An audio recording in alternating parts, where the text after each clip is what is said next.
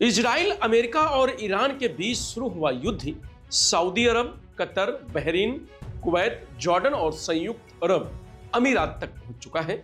Abu Dhabi से एक भारतीय की मौत की खबर सामने आई है। कई भारतीयों के ऐसे भी वीडियो सामने आ रहे हैं जिसमें वो भारत सरकार से मदद की गुहार लगाते दिखे। इजराइल ने हमले की शुरुआत की, इसलिए उन्हें अब खतरा भी है। देश के कई हिस्सों में बीच बीच में हमले भी हो रहे हैं।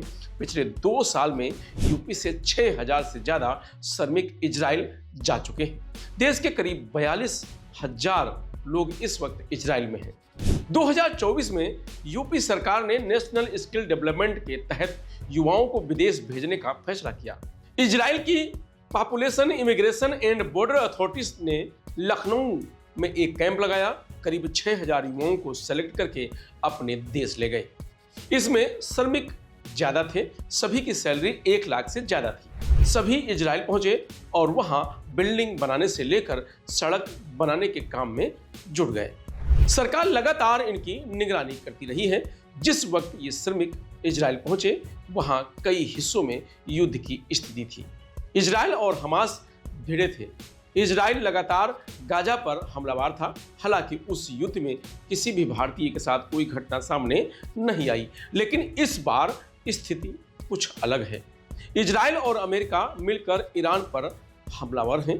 ईरान गाजा के मुकाबले मजबूत देश है और वह लगातार हमला कर रहा है। बहराइच के शहनवाजपुर गांव के साहबपुरवा मौजा से 16 लोग इजराइल गए हैं। ये लोग इस वक्त तस्करीन में हैं। यह इजराइल की राजधानी जेरूसलम से करीब 250 किलोमीटर दूर है। यही अभिनव बतौर इंजीनियर काम कर रहे हैं। बाकी के जो और लोग हैं वह श्रमिक के तौर पर काम करते हैं। अभिनव का कहना है कि मैं यहाँ 5 साल से ज़्यादा वक्त से हूँ। बाकी लोग तो 2024 में आए थे। अभी हम लोग लेबनान, सीरिया के बॉर्डर के पास ही रहते हैं। ईरान से जो लड़ाई हो रही है उसमें इस हिस्से में किसी तरह की दिक्कत नहीं है, लेकिन बीच बीच में सायरन बजता है तो हम सभी लोग अलर्ट हो जाते हैं, तुरंत बंकर में चले जाते हैं। अभिनव की माने तो इजराइल का हर हिस्सा खतरे से भरा है। आप किसी बिल्डिंग में जाएंगे, पार्क में जाएंगे, सड़क पर ही रहेंगे, हर जगह आपको जमीन के नीचे बंकर मिल जाएंगे। अब स्थिति यह हो गई है कि हर फ्लैट के साथ बंकर बनाया जा रहा है। बंकर की जो दीवार होती है उसकी मोटाई 2.5 से 3 फीट होती है। यहाँ पूरा निर्माण ही आरसीसी का होता है। कहीं भी ईंट का प्रयोग घरों के निर्माण में नहीं होता है।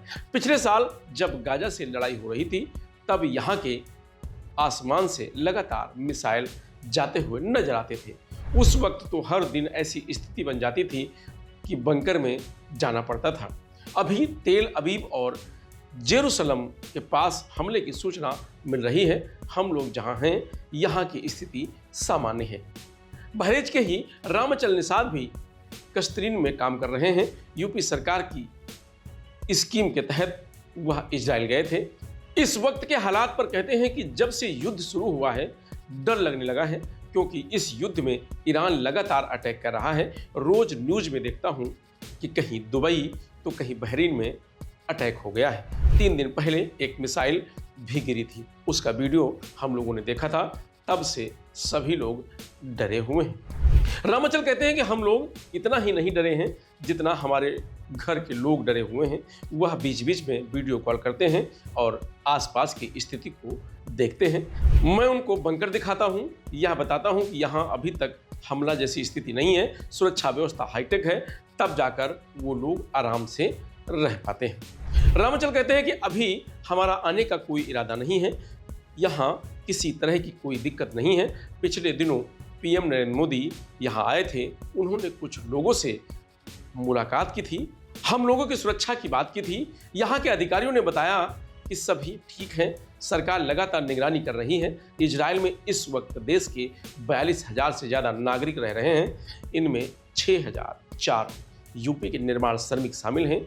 इनमें से ज़्यादातर पिछले 2 साल के अंदर गए हैं। यूपी सरकार के श्रम मंत्री अनिल राजभर ने इस पूरे मामले पर कहा कि यूपी की सरकार सभी श्रमिकों की सुरक्षा के लिए प्रतिबद्ध है। नेशनल स्कीम डेवलपमेंट निगम और वहां के दूतावास से लगातार संपर्क किया गया है।